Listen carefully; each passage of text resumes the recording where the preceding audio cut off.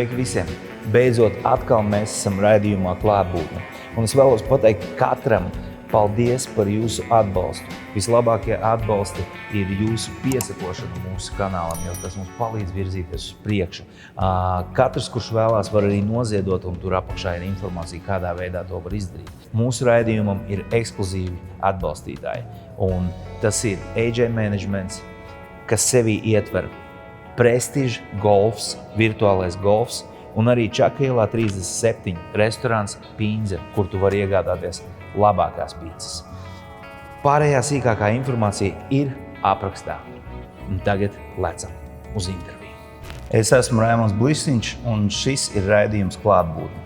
Raidījums, kurā mēs runājam ar cilvēkiem, kuri iet savu garīgo ceļu. Un šodien es esmu dubultā priecīgs, jo mēs sākam otru sezonu, un pirmo reizi pie mums raidījumā ir sieviete. Un īpaši ir tas, ka šī sieviete ir klasiskais filologs, latviete, sieva, māte, meita, Agnese Irbe.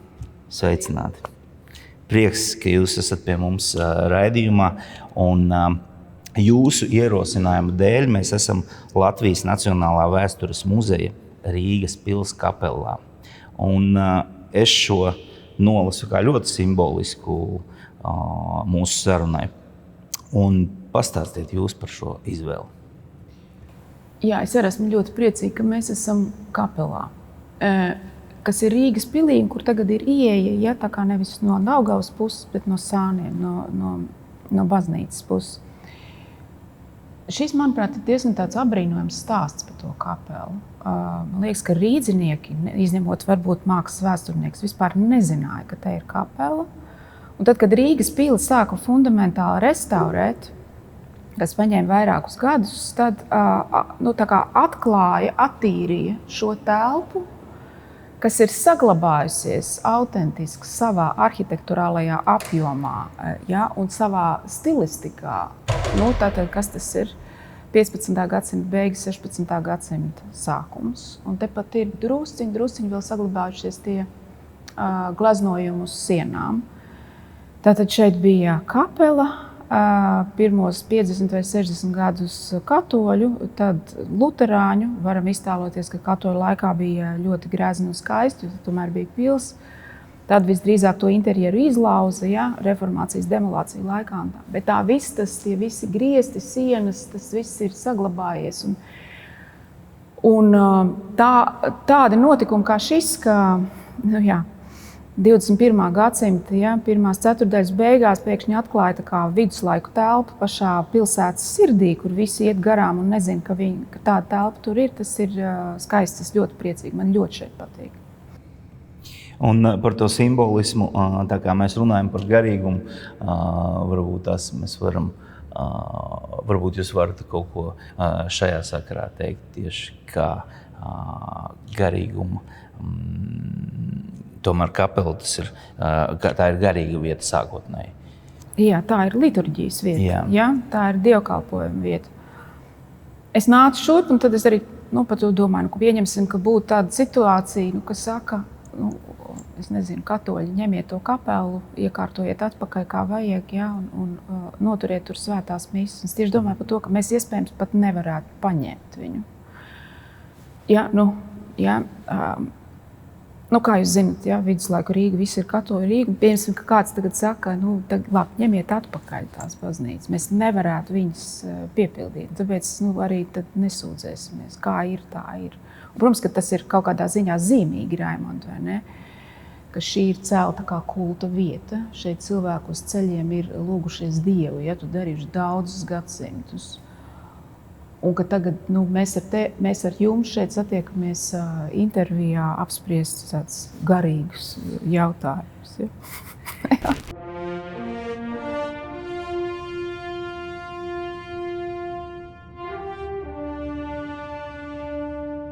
Viens no mūsu atbalstītājiem uz 3 raidījumiem ir Drink Hoko Japāņu mača tējas. Raidījuma beigās konkurss tieši no viņiem, kur tu varēsi vinēt šīs tējas.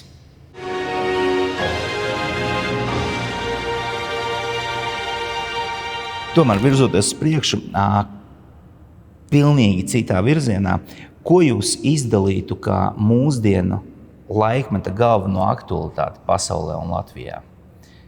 Tādu plašu virzienu mēs paņemam, bet lai saprastu, ko jūs izdalītu kā pašu galveno aktualitāti? Es domāju, ka zemā dzimstība un sarūkušie rādītāji. Cilvēki lēnām sāk to aptvērt, ir ļoti grūti kaut darīt, cīnīties tam pretī. Tas skars mazas tautas kā latviešus, vai teiksim igauņus, vai čehus īpaši smagi.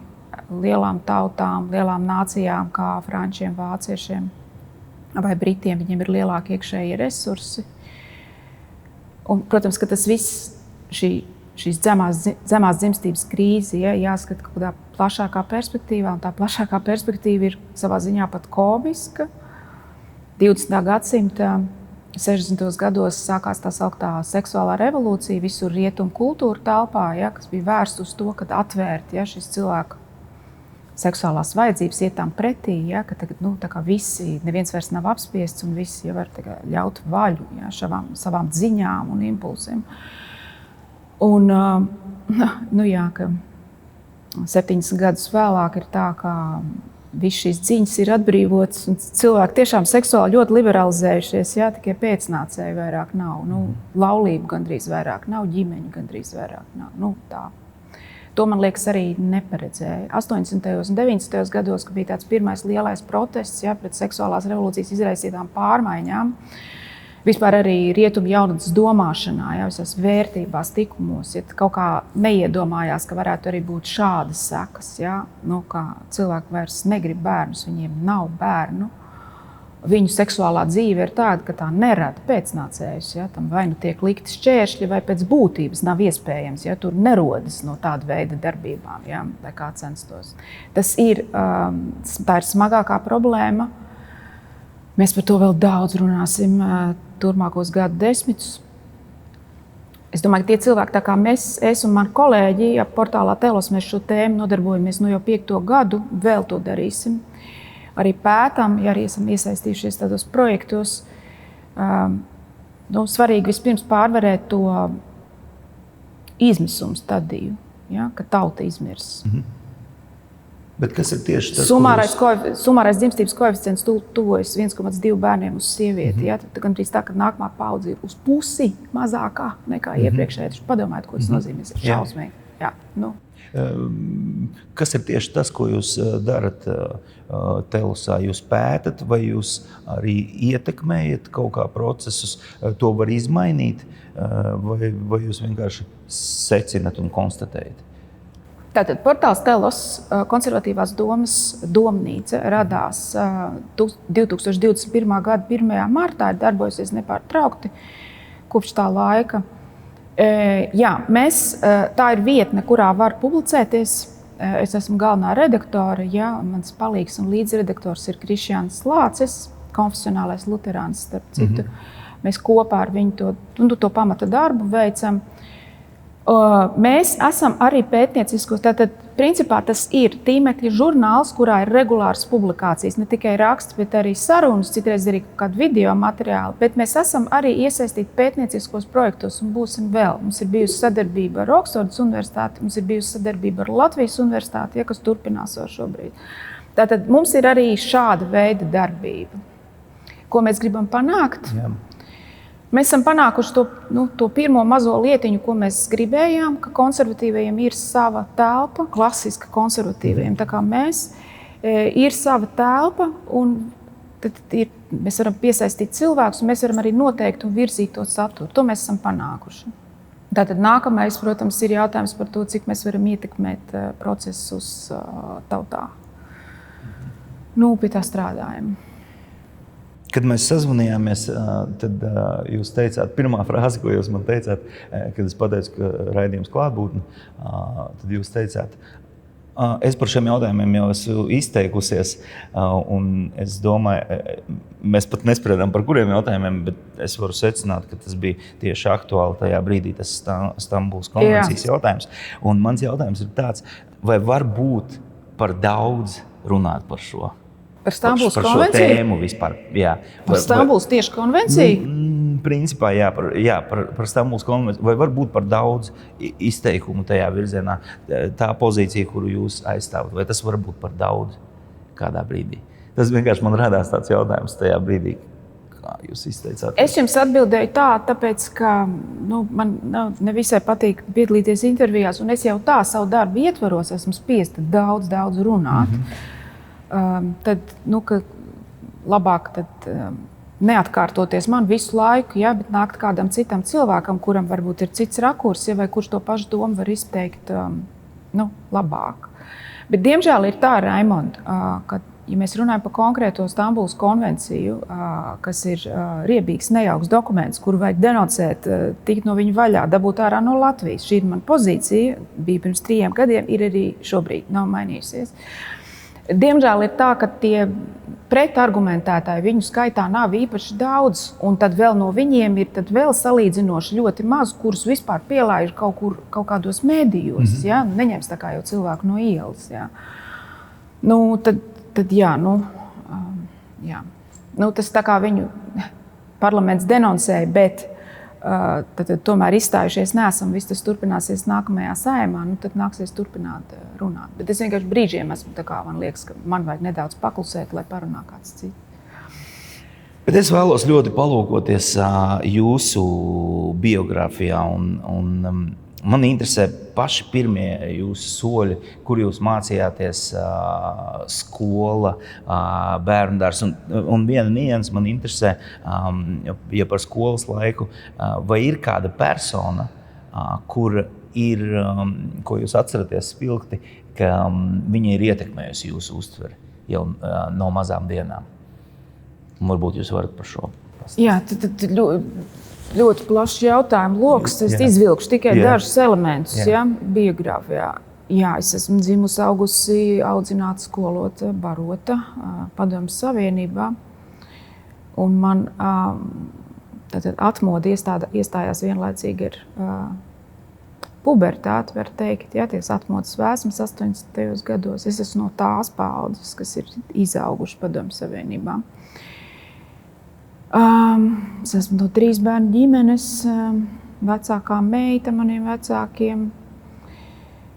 Es esmu beigusi to iestādi, kas tagad saucas Rīgas 1. ģimnāzija, tā bija Leona Paegles 1. vidusskola, specializējās fizikā un matemātikā. Tā. Kas man ietekmēja no cilvēkiem?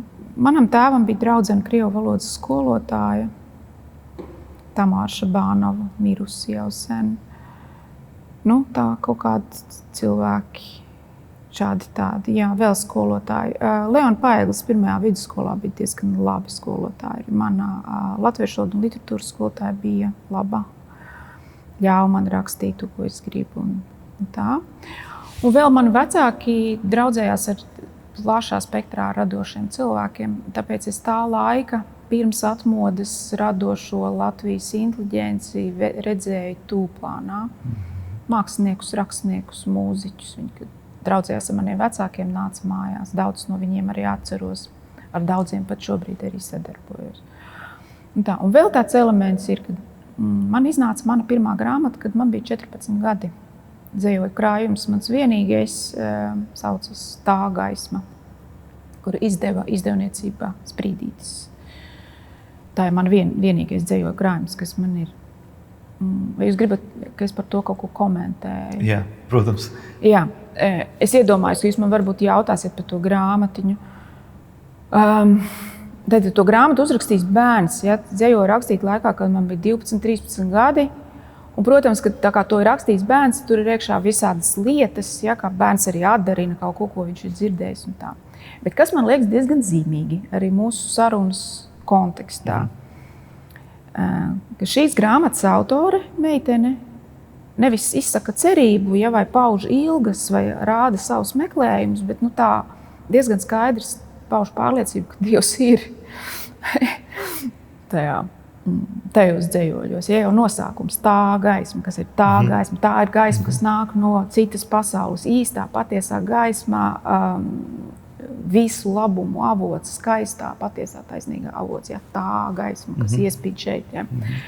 Lai gan grāmatu nevar nosaukt par kristīgu, jo man nebija nekādu zināšanu kristietības dogmatikā. Ja. Tā es biju varbūt izšķirstījusi Bībeli, bet tā nav kristīga grāmata.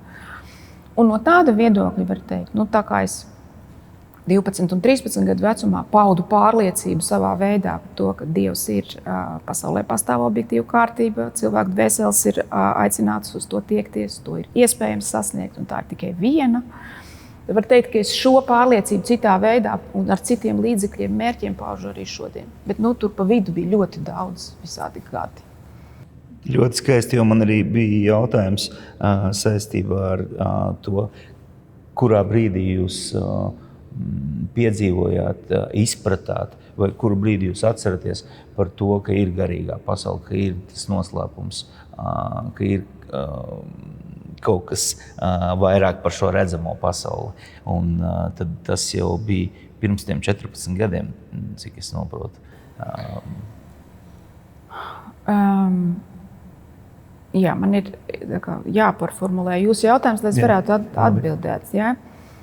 Jo es nevienmēr saprotu, kas ir garīgā pasaule un kas ar to ir domāts. Ja drīzāk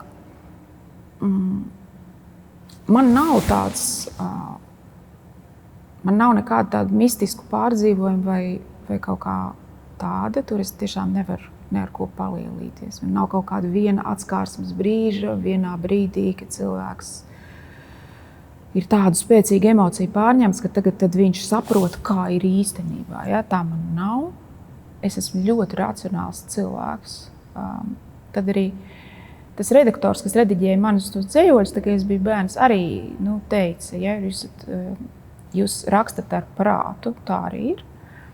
Un tad, kad es studēju Francijā, Strasbūrā universitātē, un es studēju klasisko filoloģiju, tad arī man tā pirmā mana kursa darba vadītāja teica, ja, jūs labāk iedarētos filozofijas fakultātē, jūs rakstat tā kā domātājs. Un tā ir tā vienkārši tā man ievirza.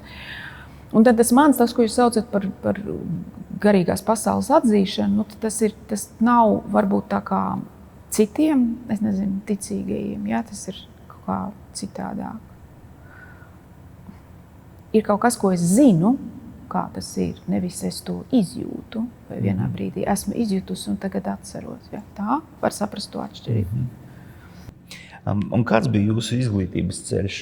No vidusskolas vienkārši kronoloģiski un interesanti, kur jūs pēc tam jūs pabeidzāt to vidusskolu un kā gāja jūs ceļš līdz doktorantūrai? Jā. Es pabeidzu vidusskolu, iestājos franču filoloģijas fakultātē, nomācījos 3 gadus, jo es gribēju, lai man ir franču valoda pietiekami labā līmenī, lai es varētu studēt Francijā.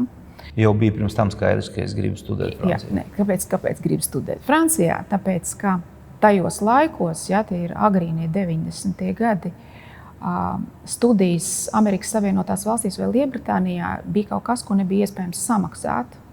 Savukārt Francijā un vispār Vācijā un vēl dažās Eiropas zemēs, ja, tā maksa ir niecīga. Ja, tur vienkārši jāiztur tas eksāmens un jāiestājas. Ja, tas nav tā nav dārgs tāds pasākums. Es no sākuma gribēju studēt kinematogrāfiju un kļūt par scenāristi. Tāpēc, ka man bija saistība ar kinofestivālu Arsenāls, ar dārgo nelaiķi Augustu Sukutu. Es biju piedalījusies scenāriju rakstīšanas konkursā un brīnumainā kārtā arī būdama pusaudze dabūju galveno balvu. Tur bija kaut kādas iestrādes, es rakstīju. Ja? Ne tikai dzējoļus, bet arī citu veidu tekstus. Tajā skaitā kinoscenārijus. Tā. Neviens no tiem, paldies Dievam, nav kaut kā realizēts. Kāpēc paldies Dievam? Taču viņi tādi bērnu jauniešu scenāriji. Nē, tas nebija īstais ceļš. Es neesmu radošs tādā ziņā. Un tad, domājot par to, ko vajag studēt cilvēkam, kurš grib rakstīt kino scenārijus, tad es nonācu pie atziņas, ka franču literatūra diez vai, bet kaut ko vajag tādu fundamentālāku. Un tā es nonācu pie klasiskās filoloģijas, jo tā ir antīkā grieķu drāma, tā ir antīkā filozofija un tā. Un tā es iestājos tur. Un sāku Strasbūrā studēt sengrieķu valodu un latīņu valodu ļoti intensīvā slodzē, jo man nebija nekāda priekšzināšana latīņu valodā, nedz arī grieķu. Un tur es arī paliku. Tas man tīri labi patika, un es neatgriezos nekādā ne kino akadēmijā, nekur. Es drīzāk lēnām esmu pārkvalificējusies uz filozofiju, ja var tā teikt. Jo mana pirmā monogrāfija, kas nav dzēja, grāmata Principiāla dzīvības aizsardzības ētika, ir grāmatā filozofijā. Un es ceru, ka es uzrakstīšu vēl kādas pāris. Tā īsumā. Un tas ceļš, kas ir tas, ko jūs varētu pasvītrot no tā laika ceļā uz to doktorantūru? Vai uzreiz bija jau mērķis, es iegūšu doktora grādu? Kā tas bija? Man tie studiju gadi bija ļoti grūti un smagi. Es biju 8 gadus prom no Latvijas, es biju viena pati. Jā, es tur satiku cilvēkus, kas man joprojām ir ļoti nozīmīgi, bet vispār tas laiks bija ļoti grūts. Bet kaut kā turpināju to iesākt, iestājos doktorantūrā, tad paņēmu dažus pārtraukumu gadus, bet tad tomēr pabeidzu. Tā kaut kā. Es biju galīgā tuksnesī daudzus gadus. Šodienas acīm varētu tā moderni teikt, cilvēkam depresija, 8 gadus. Bet, nebija laimīgs laiks. Bet es ļoti daudz ieguvu. Es ieguvu ļoti labu izglītību. Es ieguvu izglītību labā iestādē. Pirms vēl universitāšu sistēma bija pārgājusi kaut kādā izteiktā, kreisajā virzienā. Es iemācījos strādāt ar dažādām valodām, dažādiem tekstiem. Un es joprojām izmantoju tās iemaņas un arī zināšanas, visu to bāzi, ko es ieguvu 8 gados Francijā. Tā kā paldies frančiem. Ir tāds teiciens, ja tu jaunībā neesi bijis liberāls, tev nav sirds, bet ja tu kļūstot vecāks, nekļūsti konservatīvs, tev nav prāta. Ir tāds teiciens, vai jūs uzspējāt jaunībā būt liberāls un sekot savai sirdī?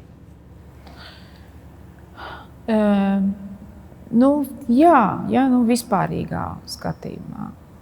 Pēc Padomju Savienības sabrukuma tas liberālisms, kas ienāca līdz ar Soros fondu, visām šīm organizācijām Latvijā, tas tajā laikā likās gan nepieciešams, gan pareizs ceļš. Un to, ka tam visam šīm kustībām, šīm liberalizācijas kustībām, šīm ārkārtīgi pret nacionālismu un patriotismu skeptiskajām kustībām, to, ka tām ir būtiskas ēnas puses, arī tas Soros veida liberālisms ir šausmīgi nedraudzīgs ne tikai kristietībai, bet arī laulībai, ģimenēm, bērniem. Ir ļoti daudz izdarījis negatīvu šajā virzienā un turpina arī šodien. Tur tas organizācijas saucās citādāk. Ne es, ne mani tā laika kolēģi nebijām spējīgi, mums trūkst zināšanu un izpratnes, lai pareizi diagnosticētu, kas ir tas 90. un 2000. gadu sākuma liberālisms un kāpēc drīzāk vajadzētu no tā attālināties vai pat cīnīties tam pretī. Bet, kā es esmu daudzkārt jau stāstījusi, portāls Telos radās tāpēc, ka 2020. gada novembrī bija Satversmes tiesas spriedums, bēdīgs, slavenais, par bērnu kopšanas atvaļinājumu piešķiršanu sievietei, bērnu mātes draudzenei, lesbietei. Skandalos spriedums, un tad uz tā viļņa bija skaidrs, ka kaut kā tiem cilvēkiem, kas fundamentāli iebilst šim virzienam Latvijā, Latvijas likumdošanā, Latvijas valdībā, parlamentā, ka viņiem ir kaut kā jāorganizējās. Un sākumā es mēģināju, un arī vairāk mani kolēģi mēģināja, mēs mēģinājām publicēt savus iebildumus pret šo Satversmes tiesas spriedumu, pret līdzīgām kustībām, ģimenes iedzienu pārdefinēšanu, starp citu ne demokrātiskā kārtā, bet caur juridiskām aktivitātēm, tā kā no sāniem. Tad lemt cilvēku, kurus neviens nav ievēlējis, lemt par šiem fundamentāliem jautājumiem mūsu valstī, mūsu tautā.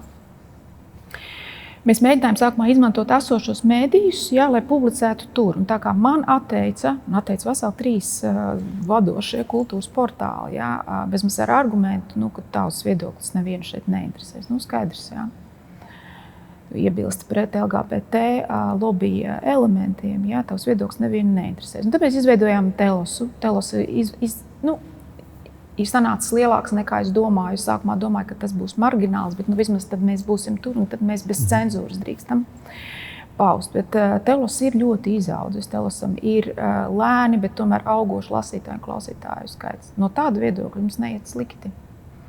Jūs pieminējāt arī patriotismu. Varbūt jūs varat, ja tas ir iespējams īsi, ko nozīmē patriotisms mūsu Latvijas kontekstā?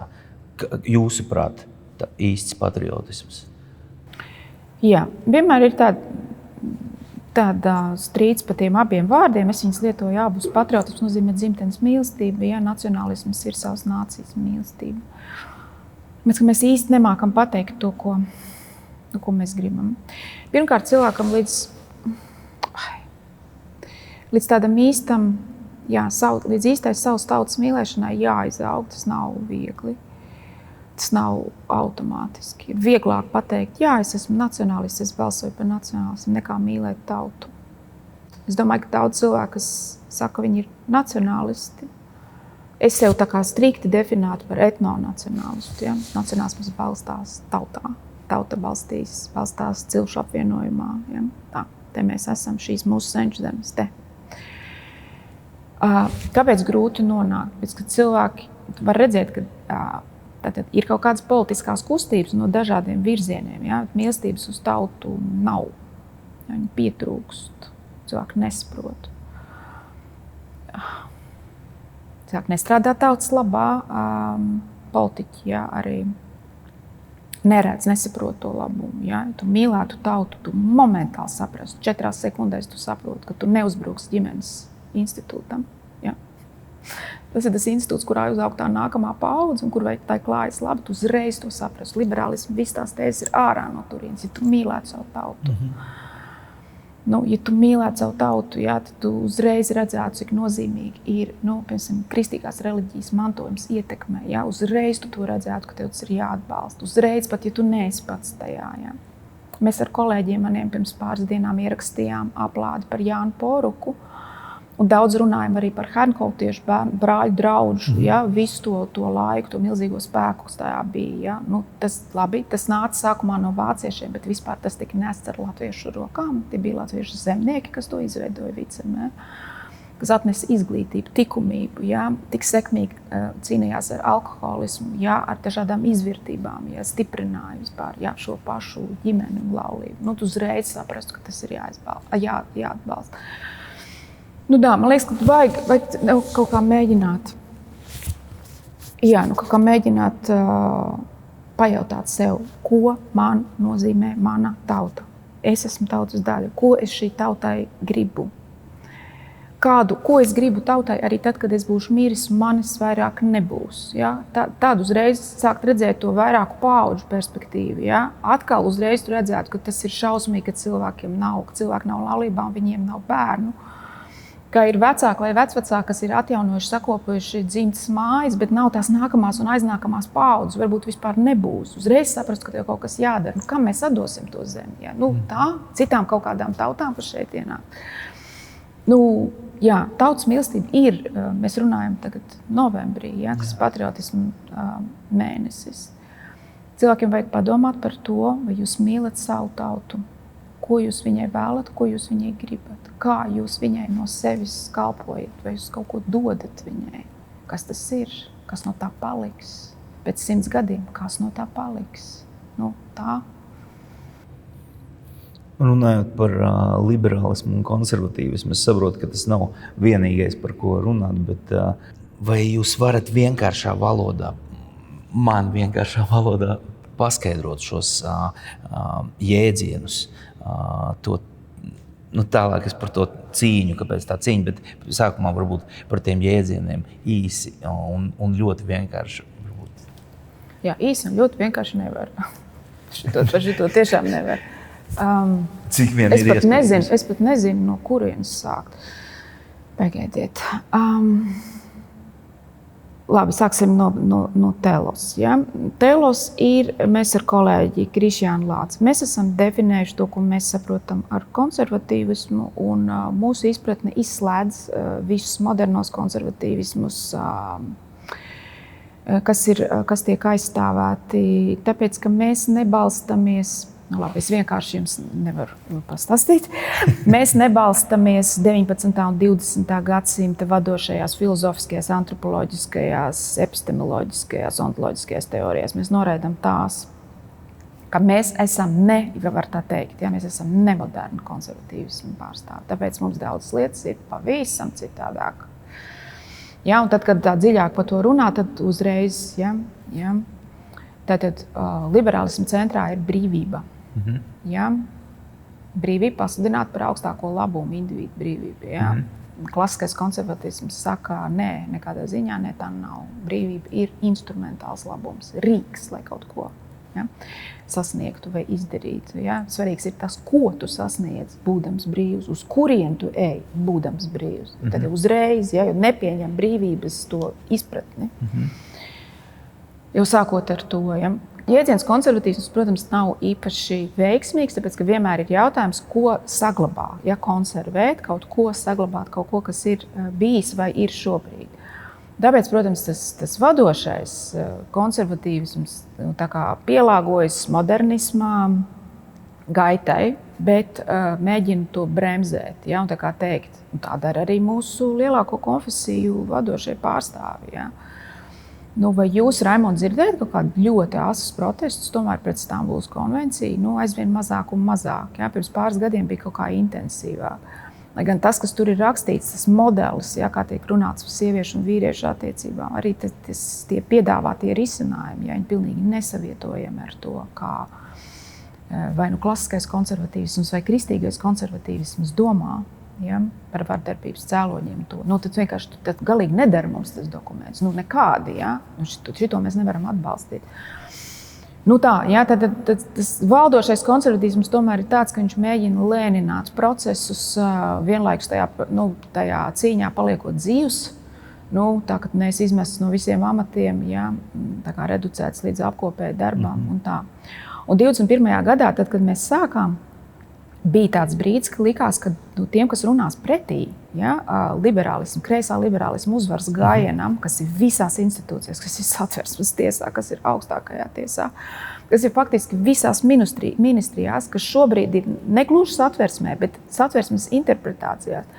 Tie, kas runās pretī, viņiem vispār te nekā vairāk nebūs. Ja, man bija tāds brīdis, ka man likās, pirmkārt, mēs nekad nedabūsim naudu, neko ko darīt, tāpēc mēs varam tikai pavēlti. Un tad man likās, var gadīties, ka es nekad nedabūšu darbu savā profesijā, lai gan man ir objektīvi laba izglītība. Ja? Man ir arī Sorbonā iegūsts viens no maģistra grādiem, man ir 2 maģistra grādi, es nedabūšu darbu, cilvēki ar mani nestrādās. Un es domāju, manam kolēģim Krišjānim arī tā bija. Nu, bija kaut kāds brīdis, vai mēs esam gatavi runāt pretī. Jo viens ir tas, ka tev emocionāli kaut kā tik nenormāli ienīst kādreizēji tavi draugi. Bet tā, ka pilnīgi tev ir nērti viņu vietā. Ja? Un tomēr kādu cilvēku, kas domā citādāk, tomēr nevajadzētu tik ļoti ienīst. Ja?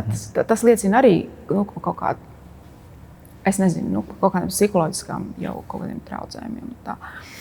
Bet tā nebija, Raimond. Mēs baidījāmies, ka tā būs, bet tā nebija. Klasiskajiem konservatīviem un kristīgiem konservatīviem vismaz tik tālu, cik es viņus redzu, ja? Ka viņi ir kaut tajā lokā, kurā darbojos es, mums klājas diezgan labi. Esam dzīvi. Bet tagad tā konservatīvā un tagad tas ir ļoti asi tagad tas notiek. Un mans tas jautājums, it kā kristietība ir tieši par to, daudz kristieši tagad saka, ka mums vajag pieņemošiem būt. Vai tā ir, vai vispār es pareizi saskatu to virzienu, ka tā sadursme ir,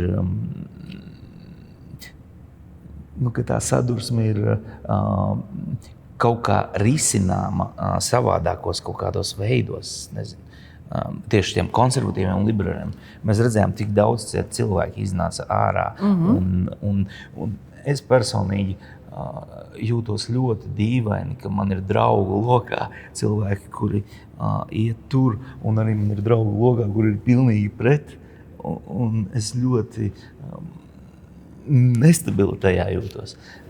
Jā, protams, jūs baidat, par kaut kādā brīdī pat baidaties kaut ko pateikt, tāpēc, ka tas jau var apdraudēt jūs, tās attiecības, un to jūsu izpratni, kas jums ir par sevi.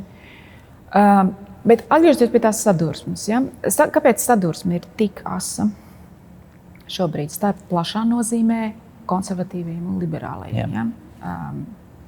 Dēļ transseksuālismu propagandas, jo tajā tā uzvaras gājieni, tad dzimuma maiņas notiek jau Latvijā. Ir daži gadījumi, ka tas ir darīts arī bērniem. Ir grūti izgūt tos datus, cik ir bērni tajā procesā nepilngadīgiem.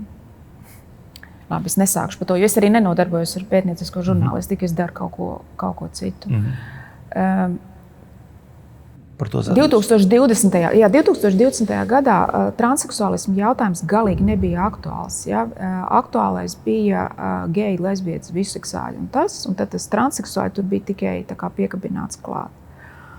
Mēs brīdinājām, kas notiks, jūs būsiet iekļaujoši, draudzīgi un pieņemoši pret LGBT propagandu.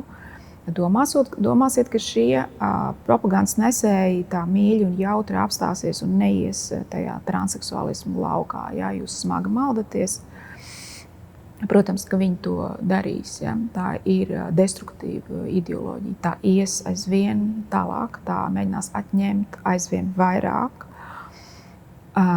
Es vienmēr cenšos nerunāt personīgi, tāpēc es arī tagad neteikšu neko personīgi, bet bija tikai kā piemēru, lai ilustrētu to domu.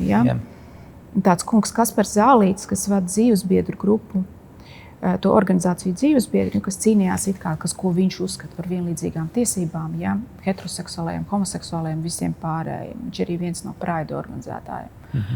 Viņš sociālo tīklu savā kontā pirms vairākiem gadiem ielika tādu ilustrāciju, ka ir milzīgs ceļa rullis, kur tas rullis ir ar to LGBT karogu. Šis ceļa rullis brauc un samīna cilvēkus, tādus mazus cilvēciņus uzzīmētus. Tie mazie uzzīmētie cilvēciņi, tur pierakstīts klāt, ir kristieši, kristīgās vērtības, tradicionālā ģimene, visa tā tradicionāla likuma sistēma, kurā mēs esam auguši, varētu vēl. Tātad tas ir lielais ceļa rullis, kas samīdīs.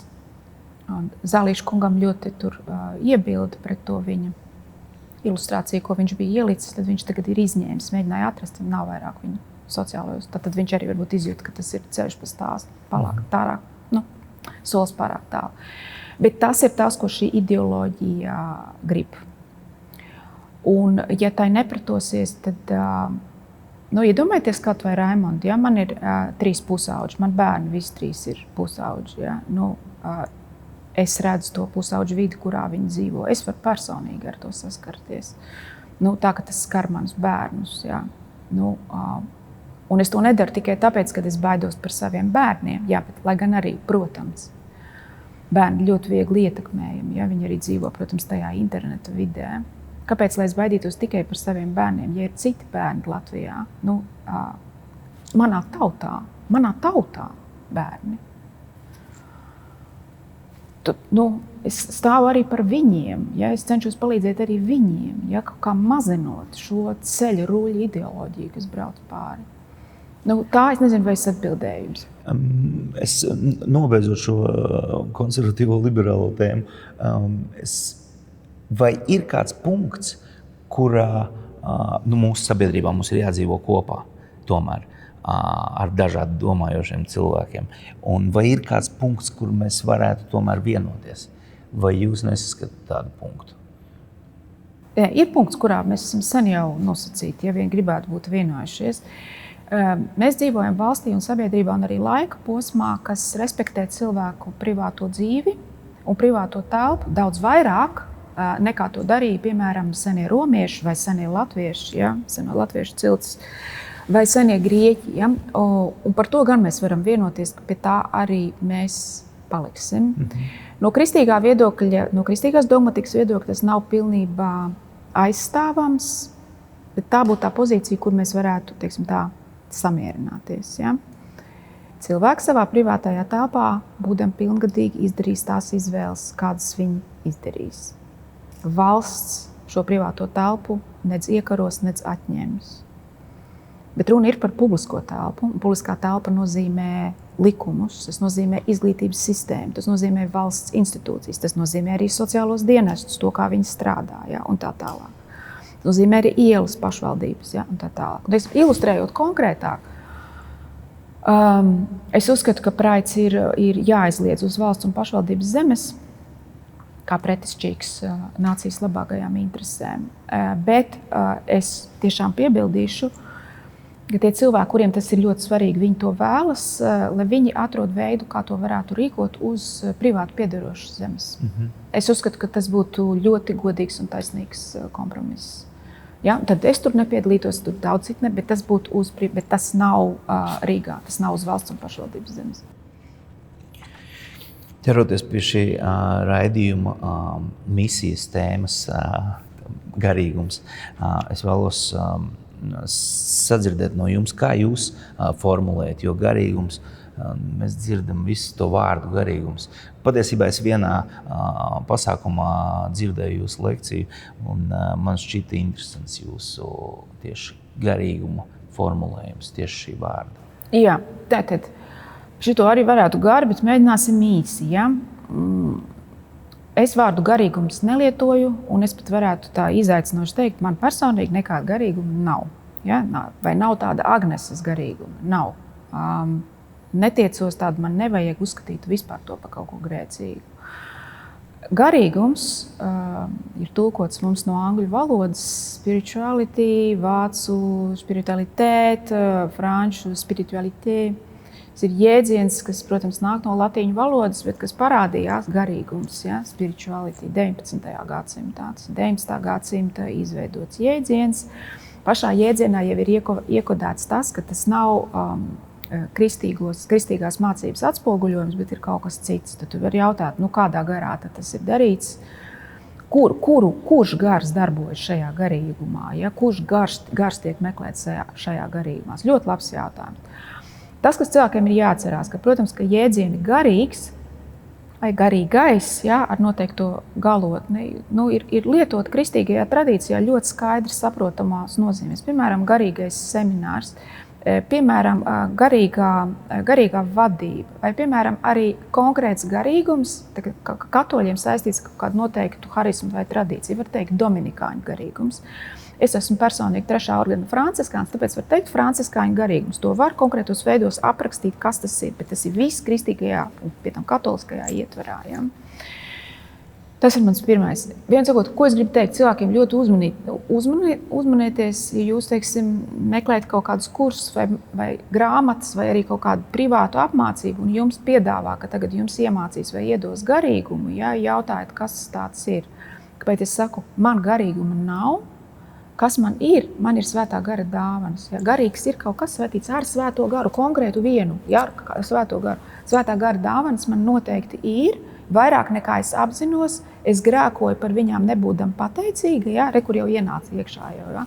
Dieva dāvanas un grēks, jo nees pateicu, man ir jālabojas, jānožēlo un jābūt vairāk pateicīgai tas, ko svētais gars man ir devis. Ja, kur es jums ieliku to rāmi, kurā tad par garu domāt. Tas ir svētais gars. Ja. Un es cilvēkiem vērsties pie kādiem citiem gariem, ja, kas nav svētais gars viena no trīsvienības personām, nekādā veidā nerekomendēju. Pat vispār neiet tajā virzienā. Ja. Tā.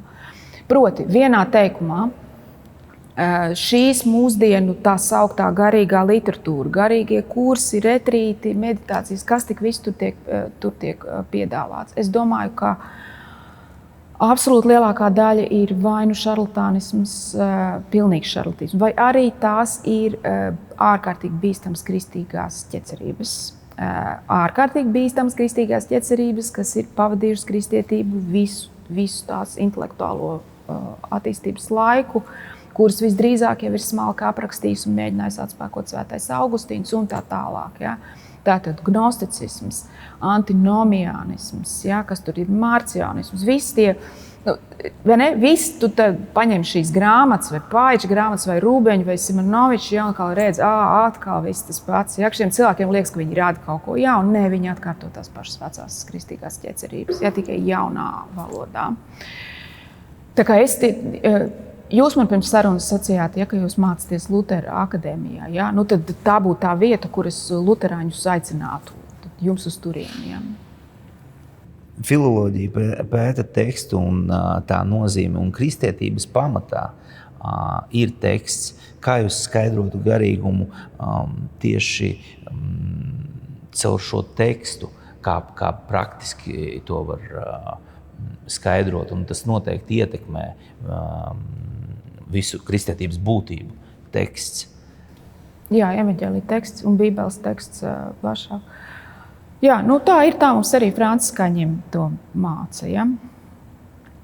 Asīs Francisks, ja viņam prasa uzrakstīt regulu, nu tā kā kārtības rulli, ja saviem mūkiem, un viņš tur nevar neko uzrakstīt, tad viņš atšķir grāmatu un vienkārši tā kā sakompilē no Bībeles citātiem, ja, to tekstu. Nu, kur tad vēl, ja no kurienes tad vēl ņemt, ja, ņemt no Bībeles, no svētajiem rakstiem. Un tā mēs arī tajā garīgumā, franciskajā garīgumā, nu arī citiem tāpat, arī dominikāņiem, arī visiem pārējiem tāpat, ja viņi tā kā no svētajiem rakstiem nāk uz dzīvi, un tad no dzīves atkal iet atpakaļ uz svētajiem rakstiem, ja. Kritiski skatoties uz savu dzīvi, atkal tad jautā svētajiem rakstiem, ja, un tad lasa svētos rakstus, un tad saka, bet ko es esmu tajā darījis, vai es šādi dzīvoju, ja, visu laiku šitā, te staigās ar tiem diviem poliem, ja, kur, protams, pa vidu ir tradīcija, koncili un tā tālāk, kas palīdz tā kā neaizmaldīties tajā ceļā. Bet ko es gribu teikt? Varbūt mūs klausās cilvēki, kas vispār nav kristieši, ja mēs ar jums esam kristieši, pārliecināti, praktizējoši, vismaz es, ja, pārliecināti, praktizējoši kristieši, Kristus sekotāji, grēcinieki. Ja varbūt kādi cilvēki nav. Ņemiet, nu, tā kā es iesaku tomēr visiem, lai kādos viņi meklējumos būtu, varbūt skatītos arī uz senajiem budistu tekstiem vai hinduistu vai kādiem citiem vai New Age, ja? Es teiktu, tad budisms daudz labāk tomēr nekā New Age, ja? Labi, bet tas tā. Izlasiet Jāņa evaņģēliju. Vienkārši tāpat, ja? Lai zinātu, rūpīgi izlasīt, lai zinātu, kas tas ir. Jāņa evaņģēlijs ir objektīvās kategorijās, visas pasaules, visas cilvēces augstākā līmeņa garīgais teksts. Viņš ir numur 1. Tur tajā sarakstā no 1 līdz 10 objektīvi skatītos un neskatoties tieši no reliģijas pozīcijām. Tur būtu viss kaut kas, ja? Tur arī būtu Lotus sūtra noteikti, ja? Kas tur vēl bija? Ja, Bhagavad Gīta, tur būtu, ja? Kam ir tā, ja, bet Jāņa evaņģēlijs ir numur 1. Tā kā, nu, daudz cilvēku skatās uz tās augtajiem austrumiem, tāpēc, ka viņiem liekas, ka kristietība sevi izsmēlus un tā, bet, nu, paskatieties vēlreiz. Tāda kvalitāte, tāds spēks, tāda arī iekšējā dogmatiskā skaidrība, kāda Jāņa evaņģēlijā, ja, kas sākas ne ar logosu, ja, nu, tas nav, kur vēl kāds kaut ko tādu ir uzrakstījis. Tas ir, es teiktu, Jāņa evaņģēliju vienkārši tad vajadzētu ielikt tajā kanonā. Es arī uzskatu, ka tas ir pat arī ārpus kristīgās vēstures vai ticības mācības būtu jāmāc pilnīgi visiem cilvēkiem skolās. Ja. Nu, lai viņi to zinātu. Tas ir cilvēces līmeņā unikāls dokuments. Tieši par tekstiem mēs runājam, un es uz mūsdienām, varbūt mazliet haotiski, bet tomēr uz mūsdienām pārnesot, ātrā tempā ir ielauzies mākslīgais intelekts, kurš principā ietekmē visu tekstu uztveri un veidu, kā mēs ar tekstiem tagad sadarbojamies. Un kā jūs varētu komentēt, kā tas ietekmēs mūsu kultūru, izglītību un varbūt pat baznīcu? Es nezinu, tas jautājums, ko vienmēr uzdod par to mākslīgo intelektu. Es noklausījos 4 stundu garu kursu, ja, nu, par to, kur tā kā apmāca lietot un arī paskaidro, kā, nu, gan var teikt, ka īpaši neko neieguvu un tā. Es nezinu, Raimond. Jā, protams, kaut kā ietekmēs. Mākslīgās ziņas ietekmēs. Jā, kaut kādā zemākā līmenī būs grūti atšķirt īstu studentu rakstītus darbus no mākslīgā intelekta radītajiem. Tajā sfērā, kurā strādājam mēs, tajā laukā, kurā strādājam mēs, Telos un kolēģi, mākslīgais intelekts mums nepalīdz gandrīz neko, nedod neko, nekādā veidā nav mums drauds. Un es domāju, ka mēs tad pārstāvam drīzāk to kultūru, par kurai vajadzētu arī būt daļai no tā mantojuma, kas saglabājas. Tā es nezinu, es neizmantoju, varētu teikt. Ko jūs varētu ieteikt, noslēdzot par garīgumu, ieteikt mūsdienu cilvēkam, kas ir steigā? Viņš ir, kā jūs minējāt, varbūt kāds skatās, kas nav kristietis. Šajā laikā, kurā ir vēlme cilvēkam pēc miera meklējumiem, ko jūs varētu ieteikt, kur praktiski un kādā veidā cilvēks var pietuvoties savam dvēseles mieram? Jā. Cilvēki saprātīgs būtnes, viņiem jāizmanto savs prāts. Vēlams viņiem tad vispirms saprast, ko tieši viņi grib, ko viņiem vajag. Jo es esmu novērojusi, protams, ka visas konfesijas šobrīd jau saskarās ar tā saukto garīgumu meklēšanu. Saskarās, ka zem tā jēdziena ir dažādas, to meklē dažādu grupu cilvēku, kuriem ir dažādas vajadzības. Vienai daļai ir tīri psiholoģiskas problēmas. Viņi netiek galā ar savām emocijām, negatīviem, spēcīgiem emocijām, tajā skaitā, un jo īpaši bailes, vilšanās, teiksim, romantisko jūtu izušanu pret tuvu partneri. Tas nezinu, ko darīt ar šīm emocijām. Kādā veidā viņus novadīt, kādā veidā konstruktīvi rīkoties, lai padarītu labāku. Šiem cilvēkiem diez vai palīdzēs kaut kāds mistisks garīgums, sakompilēts no dažādu austrumu un rietumu elementiem. Tā ir viena kategorija. Drīzāk vajadzētu labu psihologu, gudru labu psihologu, kas palīdz sadalīt, saka tā, šajā jomā tev jāizdara tas, attiecībās ar sievu ir problēmas, jāizdara tas, jāiet tajā ceļā, un pašam vispār jāmāk ar sevi strādāt un valdīt, lai tev nepurina tās tavas emocijas, pareizi viņas novada. Vispirms nomierinies, tad sāc risināt. Tur gudrs cilvēks var palīdzēt bez kaut kāda garīguma meklēšanas. Tā ir viena kategorija. Tad ir vēl otra kategorija cilvēki, kas vēršās pie šī garīguma, meklē šos tā saukto garīgumu. Tie ir cilvēki, kuriem ir panikas lēkmes, ļoti izteikta trauksme, un kas reāli meklē mieru, tādā burtiskā nozīmē. Pat nevis dievu mieru, bet vienkārši tā kā ķermenisko mieru. Es domāju, ka šādiem cilvēkiem, šai kategorijai, arī varētu palīdzēt kaut kādas vienkāršas, varbūt pat meditācijas tehnikas, izmantotas tieši šai vajadzībai, nomierināt cilvēku ķermeni. Baznīcas tādas nepiedāvā, bet ir citur, kas viņiem, varbūt vingrošana pat var palīdzēt. Un tad vēl ir trešā, reti sastopama šaura kategorija. Tie ir cilvēki, kas tiešām meklē gudrību. Un viņi nezin, kur vērsties. Filozofijai viņi īsti nav mācīti pieiet. Viņi grib zināt, kāpēc ir kaut kas, nevis nav nekā, kas ir viss esamības pamats. Vai es kaut kādā veidā saglabāšos pēc manas fiziskās nāves, uz ko es varu cerēt, kādi man mērķi, viņiem ir šie fundamentālie jautājumi. Tie ir tie īstie pareizie jautājumi. Viņi vienkārši nezina, kur meklēt klasiskajam kristietības mantojumam, kas ir fenomenāli jaudīgs un intelektuāli spēcīgs. Viņi īsti nemāk piekļūt, viņi nezina, no kura gala tur sākt.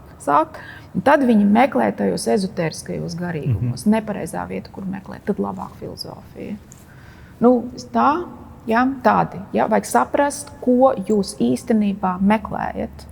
Vai jūs meklējat patiesību par pasauli? Es domāju, ka jums ir tas filozofa aicinājums. Tas ir viens. Vai jūs meklējat, jums ir problēmas ar draudzeni, jums ir sliktas attiecības ar bērnu, jūs meklējat kaut ko citu.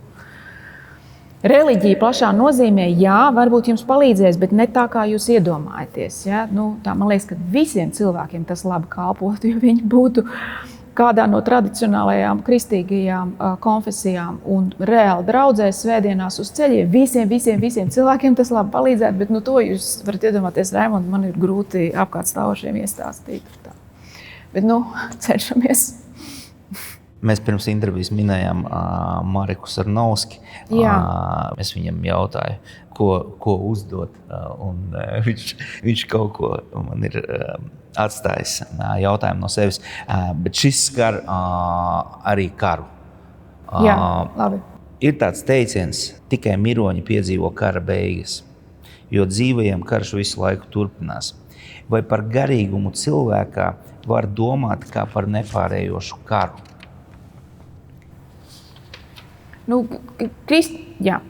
Kristiešu dzīve ir, protams, cīņa, tāpēc, kad visu laiku sargaņģeļi mēģina sargāt, bet ļaunie dēmoni mēģina uzbrukt visādos viltīgos, riebīgos veidos nepārtraukti, nekad nepagurs, nekad neguļ, nekad nav zaudējuši cerību, protams, tādā ziņā, Vai šajā nepārējošā karā cilvēks var garīgi nobriest? Kā jūs to raksturojat? Patiesībā tas jautājums ir tāds, vai skaidrs kristietis to izprot tā, ka ir tā garīgā pasaule, ka ir tā ļaunie gari, bet kā cilvēkam, kurš nav kristietis, kā viņam izprast šo iekšējo cīņu vai karu? Cilvēkam, kurš nav kristietis,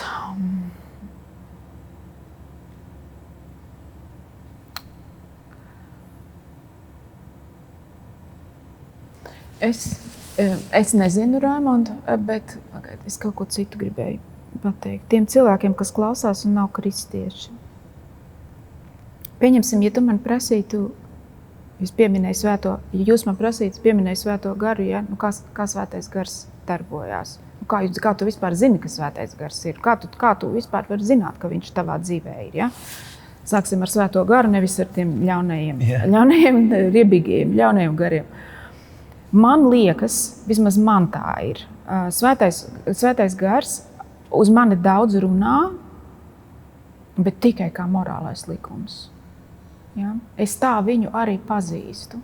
Varbūt es neesmu pietiekami, vai ne, kā tu jautā, attīstīta garīgi vai nobriedusi, bet es arī neko nezinu par to nobriešanu. Ja? Svētais gars uz mani runā kā morālais likums. Svētais gars mani runā kopš bērnības tā. Un, es dzirdu sevī to gaisu, to balsi, un to jau Immanuels Kants apraksta, ja, kurš bija ķecerīgs kristietis, bet tomēr to viņš arī apraksta, bet citā veidā, filozofiskā veidā. Ja. Un es dzirdu sevī to balsi, un saka, Agnes, kā tu tikko uzvedies? Kauns nav? Kauns, Agnes. Tā. Šitā uz mani runā svētais gars. Es tikai tā viņu pazīstu. Viņš nenāk kaut kādām citām lielām tādām personīgām atklāsmēm, nerāda man nekādas vīzijas vai kaut ko, neko man neso. Bet viņš man saka, Agnes, saņemies. Kauns. Atkal, jā? Tā.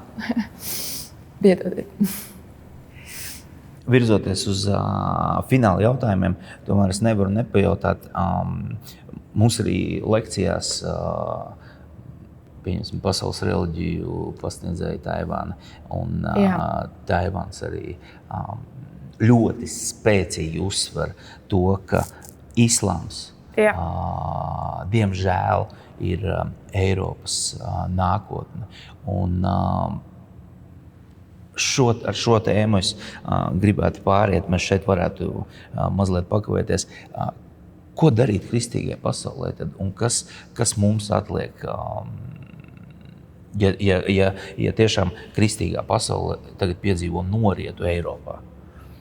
To vēl redzēsim. Jā, to vēl redzēsim, cīnīsimies pretī. Latvijā šī cīņa tikai tagad sākas pret imigrāciju no Arābu valstīm un pret jau lēnām lienošo, kaut kādu aizvien lielāku islāmu klātbūtni un prasībām pret mošejām. Viņi tikai sākas. Cilvēki, kur neiet uz vēlēšanām, aiziet uz vēlēšanām, nobalsojiet par kādu no tām partijām. Vienalga, vai jums tie cilvēki patīk vai nē, kas sola ierobežot migrāciju un kas izrāda gatavību darīt. Tas būs šausmīgs drauds, būs šausmīgi slikti. Ja to nedarīs. Mans dārgs draugs un kolēģis Brainis Mārtiņš Labs uzrakstīja Telos tādu garu, kādu gandrīz jau uz histērijas robežas rakstu, ja, par tiem skaitļiem. Cilvēki, kas iebrauc, nu jau ir kaut kādi 50,000 gadā, mums piedzimst tikai 12,000 gadā bērni, bet 50,000 mēs ielaižam cilvēku šeit iekšā, ja, no pilnīgi svešām kultūrām, ja, kuri nec Latviju mīl, nec valodu, nec nāciju, nec viņiem rūp mūsu nākotne, kas brauc tikai sautīgu interešu un vajadzību dēļ, ja, un mēs kaut kā noliecam galvas viņu priekšā.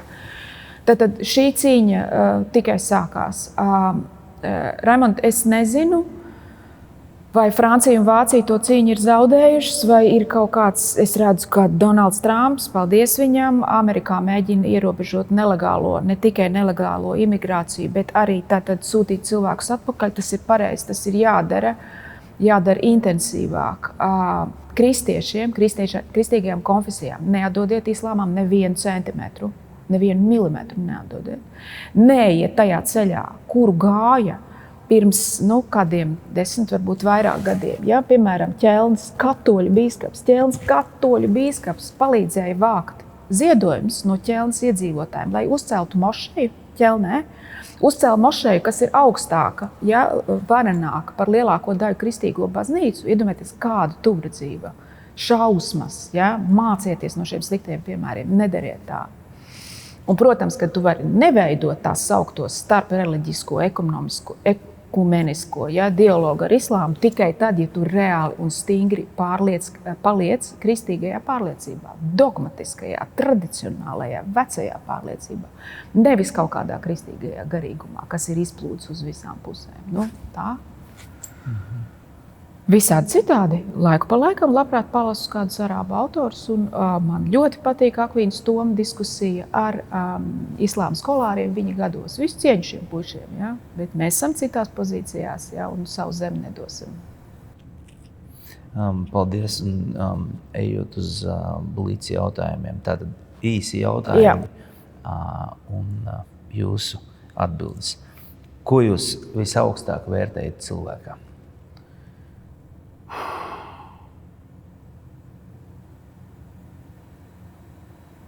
Vispār šķīstību, likumību un tiklību, respektu, dziļu iekšēju respektu pret savu ķermeni un citu cilvēku ķermeni. Nu, to iekšējo to sienu, ja, kas tev neļauj izmantot sevi un citus, ja, vienkārši baudas gūšanai.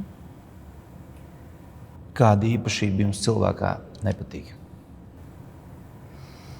Man liekas, ka šitie jautājumi ir tādi, kas ir tādi, kur cilvēki iekrīt un tad pa viņiem eņģeļi pasmējās. Ja? Katrs var uztaisīt to sarakstu, tās īpašības, kas viņam nepatīk, un tad sev teikt, ka tiem, kuriem ir šādas īpašības, tur es gan nedraudzēšos. Ja? Bet patiesība, manuprāt, tāda Raimonda mums visiem ir, sasniedzot kaut kādu vecumu, ka mūsu pašu tuvāko cilvēku lokā ir tādi, kurus mēs dziļi mīlam, mums viņi šausmīgi rūp, mēs par viņiem pārdzīvojam. Un mēģinām viņus pāraudzināt, un mēģinām pa visādi lūdzamies par viņiem, bet viņiem ir dažas no tām īpašībām, kuras mums visvairāk pasaulē nepatīk. Un tomēr viņi ir mūsu tuvākie, mīļākie cilvēki. Tāpēc nav man tāds. Kas ir laime? Jā. Šai zemes dzīvē, jā, Dieva miers savā ģimenē. Ar saviem tuvajiem. Tā. Diena kopā ar ģimeni, bērniem. Grāmata, kur noteikti ir jāizlasa. Jāņa evaņģēlijs. Un pēdējais. Ja jūs satiktu sevi pirms 20 gadiem, ko jūs sev pateiktu? Mēģinu noturēties uz taisnā ceļa un neiekrīt grāvī. Ar mums kopā bija Agnese Irbe. Paldies tev par tavu klātbūtni. Paldies, Raimond. Prieks.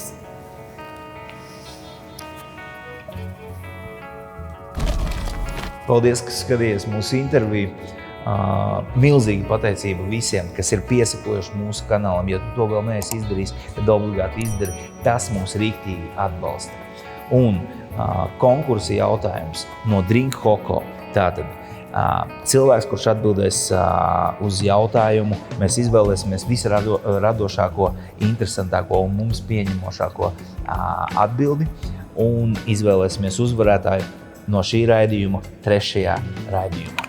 Tātad 10. mūsu raidījumā. Tātad jautājums. Kas jūsuprāt šodienas sašķeltajā sabiedrībā būtu vienojošais punkts? Atbildes uz šo jautājumu mēs gaidām komentāros. Paldies par tavu klātbūtni. Tiekamies nākamajos raidījumos.